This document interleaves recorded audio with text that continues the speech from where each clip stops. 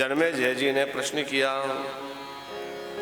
हे गुरुदेव, आप कृपा करके मां सती का चरित्र सुनाइए और किस प्रकार शक्ति पीठों की स्थापना हुई वह कथा सुनाइए। तो शक्ति पीठों की स्थापना की कथा सुनाते हुए भगवान वेदव्यास कह रहे हैं, राजन, मैंने तुम्हें सुनाया कि तीनों देवियां देवताओं को छोड़कर रुष्ट होकर चली गई थी। हमने पहले की कथा में सुना कि जिस समय भगवान शंकर और भगवान विष्णु ने हलाहल नामक दैत्यों का वध किया तो थोड़ा उनके मन में ये आ गया कि हमने असुरों को मारा है। देवियों की उन्होंने अवहेलना की और देवियों की अवहेलना होने से देवियां अंतर ध्यान हो गई। देवता भगवान शंकर और भगवान विष्णु शक्तिहीन हो गए। कथा हम कल परसों सुन चुके हैं। तो माँ भगवती की आराधना सबने मिलकर की और भगवती की कृपा से पुनः उन देवताओं को उनकी शक्तियां प्राप्त हुई। लेकिन लक्ष्मी जी और सती माता ये तो अदृश्य हो गई हैं। तो भगवान विष्णु को, भगवान शंकर को अपनी क्रिया शक्ति प्राप्त तो हो गई, लेकिन वो देवियां नहीं मिली। तो क्या किया जाए? भगवती ने दक्ष से कहा था कि मैं तुम्हारी बेटी बनकर के आऊंगी। तो दक्ष महाराज ने खूब भगवती की आराधना की। नमस्तै स्वरूपाय सूत्रात्मपोष नमः यन्ने सर्वे लिंग देहात प्रोता व्यवस्थिता। हे भगवती जगदम्बा, कृपा करके प्रसन्न होइए। माँ भगवती प्रसन्न हुई। दक्ष के सामने दक्ष से कहा, वरदान मांगो। महाराज दक्ष से कहा, परम ब्रूतो महाभाग वरदाहं सदा मता तस्यास्तु वचनं श्रुत्वा हरिर्विष्णोस्तनो समम्। वरदान मांगिए। तो दक्ष ने वरदान मांगा कि हे माँ, आप मेरे घर में बेटी बनकर के आ जाइए, मेरी पुत्री बन जाइए। दक्ष गृहे महाराज्य त्रिलोके प्युत्सवो भवत देवा प्रमुदितः सर्वे पुष्पवृष्टिं चक्षिरे। भगवती ने कहा कि निश्चित ही मैं महाराज दक्ष के यहाँ बेटी बनकर के आऊंगी। सब देवता खूब प्रसन्न हो गए और दक्ष महाराज भी बड़े प्रसन्न हुए। धीरे धीरे समय व्यतीत हुआ और माँ भगवती जगत जननी जगदम्बा जो है वो अस्किनी नाम की दक्ष पत्नी की गर्भ से भगवती प्रकट हुई। सत्य स्वरूपा होने से उनका नाम सती रखा गया। वह ब्रह्म स्वरूपिणी है और उनका नाम महासती हुआ। माता सती का पावन चरित्र यहाँ बड़े विस्तार पूर्वक व्यास जी ने सुनाया है कि धीरे धीरे वो बड़ी होने लगी। फिर उन्होंने कठोर तप किया है और दिखलाया है कि मानव बनकर के आने के बाद हमें अपने जीवन को कैसे संयम के साथ तपाना चाहिए, कैसे कठोर नियमों का पालन करना चाहिए। खूब कठोर तपस्या की और कठोर तप करने के बाद सती माता का विवाह भगवान शंकर के साथ हुआ। खूब धूमधाम से विवाह हुआ। उसके बाद भगवान शंकर ने खूब आदर पूर्वक सती जी को अपने साथ रखा, कभी अवहेलना नहीं की फिर, क्योंकि एक बार अवहेलना हो गई तो छोड़कर चली गई थी। तो भगवान शंकर खूब आदर प्रदान करते हैं। लेकिन एक बार ऐसी घटना घटी कि इनके पिता ने ही इनकी अवहेलना कर दी। वो कथा आप लोगों ने भागवत के माध्यम से सुनी है। एक बार क्या हुआ कि दक्ष महाराज ने भगवान शंकर से विरोध मान लिया। दक्ष को जब प्रजापतियों का नायक बना दिया तो दक्ष का एक स्वागत समारोह हुआ। बड़े बड़े देवता उसमें पहुंचे, ब्रह्मा विष्णु महेश भी पहुंचे। दक्ष महाराज सबसे अंतिम में आए और जैसे दक्ष आए तो सारे सभासद उठकर खड़े हो गए। भाई सभापति महोदय पधार रहे हैं। तीनों देवता खड़े नहीं हुए, ब्रह्मा विष्णु महेश। दक्ष ने सोचा कि देखो ये ब्रह्मा जी तो मेरे पिताजी हैं, कोई बात नहीं, खड़े नहीं हुए। विष्णु जो है वो सबके आराध्य देव हैं, ठीक है, खड़े नहीं हुए। लेकिन ये भगवान शंकर की ओर देखा, वो बोले ये तो मेरा दामाद है, इसको तो खड़े होना चाहिए, ये क्यों नहीं खड़ा हुआ? तो शिव जी की ओर रोष भरी दृष्टि से देखकर कहा कि जिस सभा में असभ्य लोग बैठे हों वो सभा का स्वरूप बिगड़ जाता है। अमर्यादित असभ्य लोगों को सभा में नहीं बुलाना चाहिए। सब लोग बोले भाई इस सभा में असभ्य कौन है? सब देवता लोग बैठे हैं, प्रजापति बैठे हैं, असभ्य कौन है? अरे बोले यहां वहां क्या देख रहे हो, ये शंकर तुम्हें दिखाई नहीं देता? भूत प्रेतों के साथ रहता है, नग्न घूमता है, पहाड़ों में विचरता है और यह पागल है। इसको इतना भी होश नहीं है कि जब अपने से बड़े आए तो उठ करके अभिवादन करना चाहिए। भगवान शंकर तो आत्माराम है, उन्हें किसी की बातों का कोई प्रभाव तो होता नहीं, वो तो अपनी मौज में बैठे। लेकिन शिवजी के गणों से सहन नहीं हुआ। हमारे भोले बाबा के लिए ऐसा भला बुरा कह रहे हैं। तो भोले बाबा का अपमान शिव गणों से सहन नहीं हुआ और उन्होंने दक्ष को फटकार लगाई। दक्ष ने श्राप दे दिया, अरे तुम भूत प्रेतों के नायक शंकर के साथ घूमते हो और तुम्हारा इतना साहस कि तुम दक्ष प्रजापति से बोल पा रहे हो। मैं श्राप देता हूं कि शिवगण जो हैं वो पाखंडी हो जाएं। शिवगणों ने दक्ष को श्राप दे दिया कि तू जिससे बहुत बड़ा बड़ा बोल रहा है, तेरा ये मुख कट जाए। एक दूसरे को श्राप देने लगे। भोले बाबा को लगा अरे यहाँ तो बहुत श्राप देने एक दूसरे को लग गए हैं और बड़ा विवाद उत्पन्न हो गया है, और जहां विवाद उत्पन्न हो वहां से चले जाना चाहिए। भोले बाबा ने वहां से जो है अपने गणों को साथ लिया और लेकर के सीधा कहां चले गए? कैलाश पर। दक्ष को तो सहन नहीं हुआ। दक्ष ने भगवान शंकर को नीचा दिखलाने के लिए हरिद्वार करकल में जाकर एक बड़ा भारी यज्ञ किया। सारे देवताओं को बुलाया पर भगवान शंकर और देवी सती को नहीं बुलाया, अपनी बेटी को और दामाद को नहीं बुलाया। वो भूल गया कि ये वही सती हैं जिनके अवतरण के लिए मैंने खूब प्रार्थना की थी, स्तुति की थी। दक्ष जो है बार बार भगवान शंकर से विरोध का स्वर, भगवान शंकर से विरोध करने लगा। देवताओं को, विमानों को जाते हुए सती महारानी ने देखा। सती महारानी के मन में भी अपने पिता के यज्ञ में सम्मिलित होने की बहुत इच्छा हुई। तो भगवान शंकर ने समझाया तो पर रोका नहीं, क्योंकि अवहेलना करने से देवी की अवहेलना हो जाएगी। सती जी की बहुत इच्छा थी तो कहा जाओ देवी। सती महारानी गई तो क्या देखा कि सती महारानी से कोई भी प्रेम पूर्वक नहीं मिला।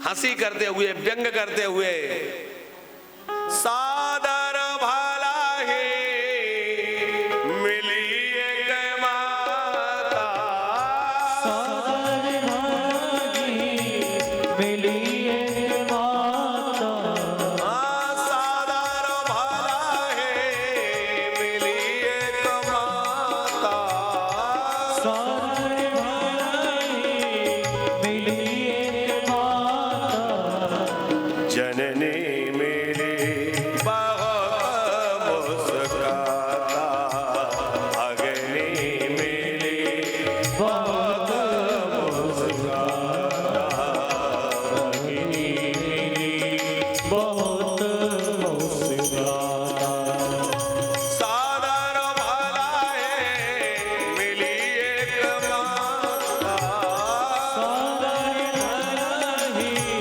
मिली एक माता, अग्नि मेरे बहुत मुस्काता। अग्नि मिली बहुत मुस्काता। बहनें तो बड़े व्यंग करते हुए मिली। अरे सती तू आ गई, बहुत अच्छा किया। अरे हमने तो सुना था पिताजी ने तुझे बुलाया नहीं तो हमें बहुत बुरा लगा, पर बहन तू आ गई, तूने बढ़िया किया। अब बात तो कर रही है लेकिन ऐसी बात कर रही है जो सबसे अधिक चुभे। अरे बहन तुझे बुलाया नहीं। सती जी ने विचार किया चलो कोई बात नहीं है, आखिर बहनें। सती जी के न आने की हार्दिक पीड़ा यदि किसी को थी तो वो सती महारानी की मां को, प्रसूति मैया, वह बड़ी चिंता मग्न बैठी थी कि देखो मेरी बेटी नहीं आई, मेरे दामाद नहीं आए, और जब उन्हें पता चलेगा तो वो क्या कहेंगे, क्या सोचेंगे। अब जो है सोचा कि चलो सती महारानी को जैसे ही आते हुए देखा तो प्रसूति बड़ी प्रसन्न हो गई और हृदय से लगा लिया, ओहो मेरी बेटी आ गई, कैसी है तू। सादर बड़े प्रेम पूर्वक आदर के सहित मां मिली। सादर भल है मिले माता,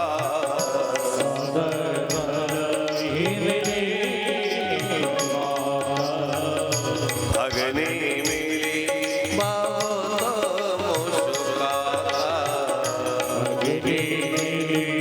बहुत मुस्कुराता। उसके बाद भगवती सती ने विचार किया कि चलो यज्ञशाला में चलकर देखते हैं कैसा यज्ञ उत्सव चल रहा है, सबसे मिलना होगा। सती महारानी गई तो उनसे न कोई ने कुशल पूछी न कोई बोला। दक्ष त्रास काहू न सनमानी, कोई कुशलता नहीं पूछ रहा है, कोई प्रणाम नहीं कर रहा है। जो देवता साष्टांग सती जी को प्रणाम करते थे आज वो भी मुंह मोड़कर चले गए। सती जी ने कहा ये क्या व्यवहार है, आखिर मेरा अपराध क्या है। यज्ञ भूमि में जाकर देखा तो यज्ञशाला में छोटे से छोटे देवता का भाग्य भी बड़ा व्यवस्थित भाग रखा हुआ है, सबका भाग रखा है। लेकिन देवादिदेव भगवान महादेव का यज्ञ में कोई स्थान नहीं है। उनके लिए कोई भोग नहीं रखा गया, कोई भाग नहीं दिया गया, उनका कोई स्थान नहीं बनाया गया। ईशान कोण खाली है। अपना तिरस्कार तो सती सह गई लेकिन अपने पति भगवान शंकर का तिरस्कार सहा नहीं गया। क्रोध में भर गई, अरे मैं अभी तक इसलिए तुम्हारी गलतियों को सहन कर रही थी कि चलो तुम शिव भक्त हो, लेकिन तुमने तो शिव से विरोध किया। शिव शिव इस प्रकार दो नाम लेने से जीव का सारा पाप नष्ट हो जाते हैं और उसका जीवन संवर जाता है, परम पद की प्राप्ति हो जाती है। सबका कल्याण करने वाले उन महादेव से तुमने द्रोह किया और मेरा भी तिरस्कार किया है। संत सामो से पते अपवादा,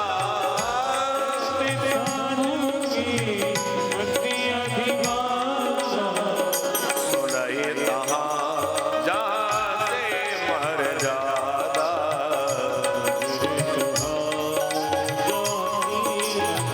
जहाँ भगवान शंकर की निंदा होती हो, श्री हरि की निंदा होती हो अथवा संत की निंदा होती हो, वहां के लिए ऐसा नियम है कि या तो उस निंदा करने वाले की जीभ निकाल लो अथवा कांध मूंद करके कहीं चले जाओ। श्रवण मोद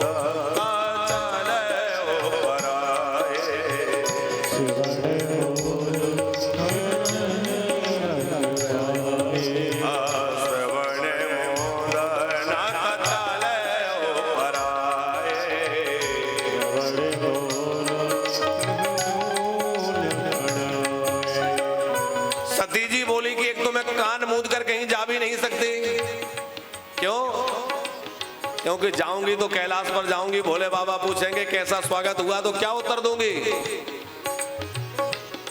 और कदाचित मैं चाहूं कि इस शिव निंदा करने वाले की जिह्वा खींच लूं तो संबंध में तुम मेरे पिता हो, वह भी करना उचित नहीं है। हो अस कही योग अगन तनु जारा, अगर भयो हाहाकारा। हो अस कही योग अगन तनु जारा, भयो सकल मकारा, भयो सकल मकारा।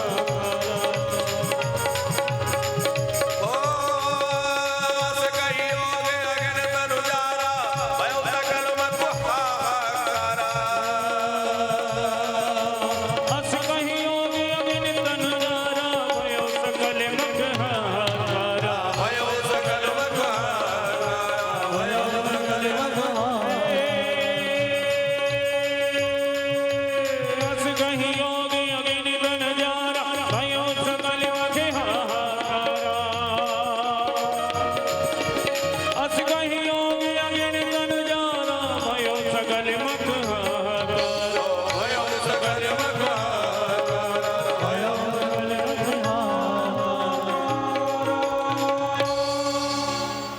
भगवती सती ने ऐसा कहते हुए अपने पतिदेव का भगवान शंकर का ध्यान किया और योग अग्नि को प्रकट कर लिया।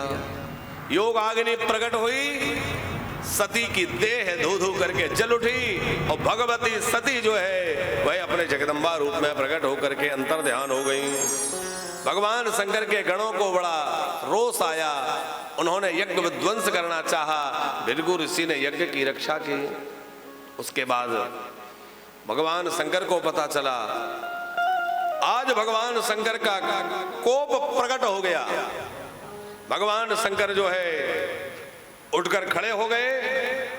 अरे दक्ष, तू बच रहा था तो सती के नाते, चूंकि तू सती का पिता है, आज तूने मेरा तो अपराध किया, मैंने सहन कर लिया, पर मां भगवती सती जो जगन माता कही जाती है वह तेरी बेटी बनकर आई, तेरा आदर बढ़ाने, तूने उसका भी विरोध किया। भगवान शंकर ने अपनी जटाएं खोली हैं, विशाल जटाओं में से एक जटा निकाली है, सिरा पर दी है और उसी से वीरभद्र प्रकट हो गए। वीरभद्र ने कहा क्या आज्ञा है? बोले भो वीर भद्रम ते, हे वीर तेरा कल्याण हो, जाओ और ये दक्ष को उसकी करनी का फल चखाओ।